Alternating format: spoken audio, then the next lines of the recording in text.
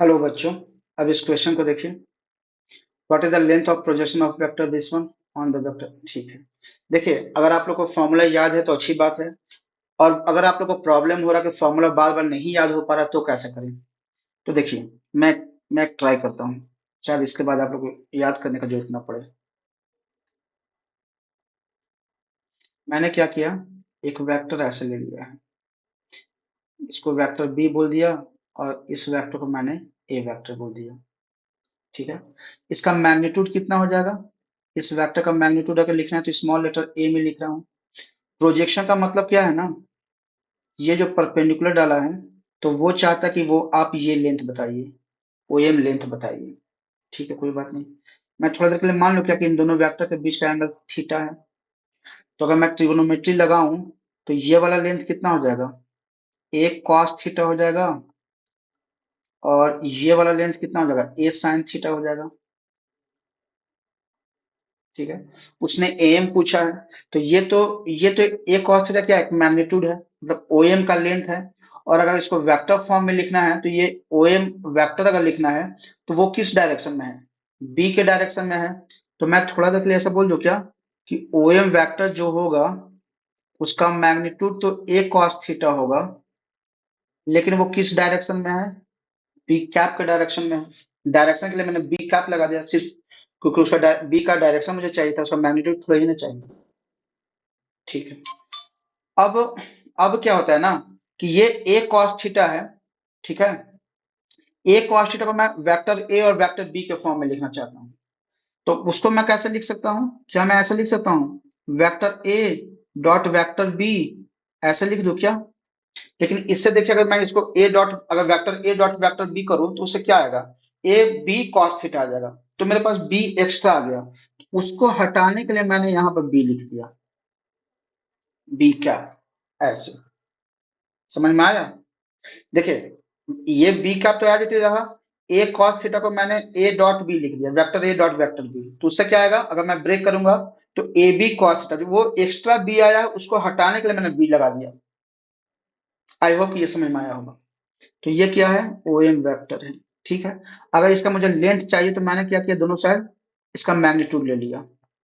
अगर इसका मैग्नीट्यूड लिया तो क्या मैं ऐसा लिख सकता हूँ, क्या मैं ऐसा लिख सकता हूँ, vector A dot vector B का मैग्नीट्यूड अपॉन, ये तो ऑलरेडी मैग्नीट्यूड के फॉर्म में तो लिखने की जरूरत है नहीं, इनटू बी कैप है उसका मैग्नीट्यूड। ये तो यूनिट वेक्टर, उसका मैग्नीट्यूड वन ही होगा।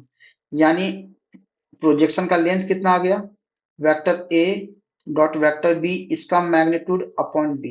ये आंसर आ गया।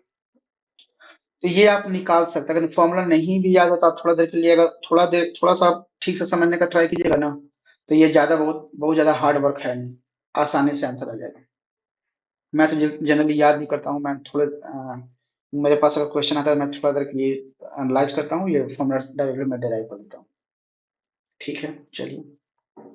अब रहा बात इसको निकालने का बारी। तो ए डॉट बी आता, ए डॉट बी निकालिए ना।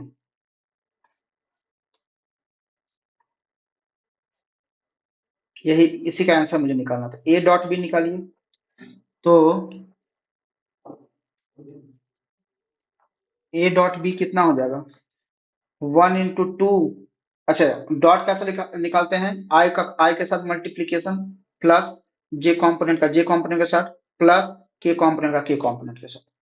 तो वन का टू के साथ वो दे देगा टू, प्लस जे कॉम्पोनेंट का जे कॉम्पोनेंट के साथ वो दे देगा six, plus three into minus two is minus six, इसका मैग्नीट्यूड अपॉन बी का मैग्नीट्यूड कितना हो जाएगा, रूट अंडर आई कॉम्पोनेंट स्क्वायर प्लस जे कॉम्पोनेंट स्क्वायर प्लस के कॉम्पोनेंट स्क्वायर। तो ये तो कैंसिल आउट हो जाएगा। तो न्यूमरेटर से क्या आया है मेरे पास, अच्छा A dot B by B निकाल रहा हूं मैं, क्योंकि ये तो बी है ना। तो ये आया two upon 44, four into eleven, four into eleven, तो two root under eleven, two two गया तो आया क्या, one by root under eleven. नहीं, गलती हो गया क्या कहीं।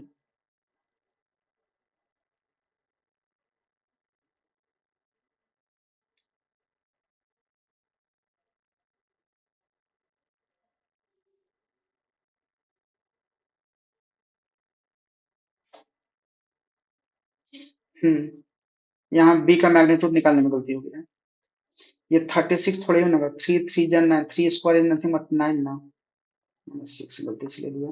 सो 4 9 13, अच्छा तो ये बन जाएगा आपका, न्यूमरेटर में बन जाएगा 2/√70। ये आंसर है, कोई है क्या? हाँ, ऑप्शन नंबर बी। ठीक है, मैंने तो अपनी तरफ से काफी अच्छे से ट्राई किया कि आपको फॉर्मूला याद हो जाए। ठीक है, अगर ये वीडियो एक्सप्लेनेशन आप लोगों को पसंद आया तो प्लीज इस वीडियो को लाइक करें, इस वीडियो को शेयर करें, मेरे चैनल को सब्सक्राइब करिए।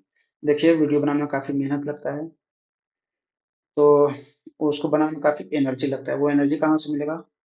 जब आप लोग अपना प्यार, अपना सपोर्ट मेरे चैनल के लिए दिखाइएगा। ठीक है, इसलिए आप लोग से रिक्वेस्ट कर रहा हूँ, मेरे चैनल को सब्सक्राइब करें, मेरे वीडियो को शेयर करें, मेरे वीडियो को लाइक करें।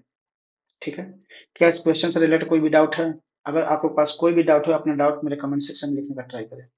मैं ट्राई करूंगा कि आपको आपको सोल्यूशन मिल जाए। ठीक है, फिर नेक्स्ट क्वेश्चन मिलते हैं।